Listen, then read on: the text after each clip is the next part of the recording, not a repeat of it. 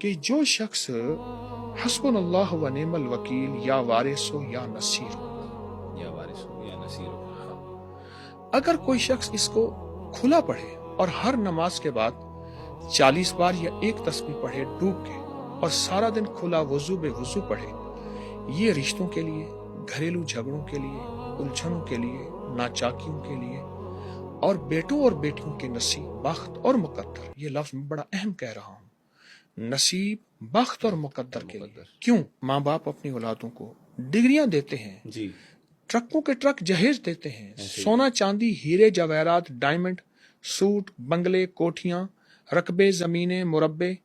کوئی ایک ماں باپ بتا دے جس نے اپنی اولاد کو بخت بھی دیا ہو، نصیب بھی دیا ہو، مقدر بھی دیا ہو۔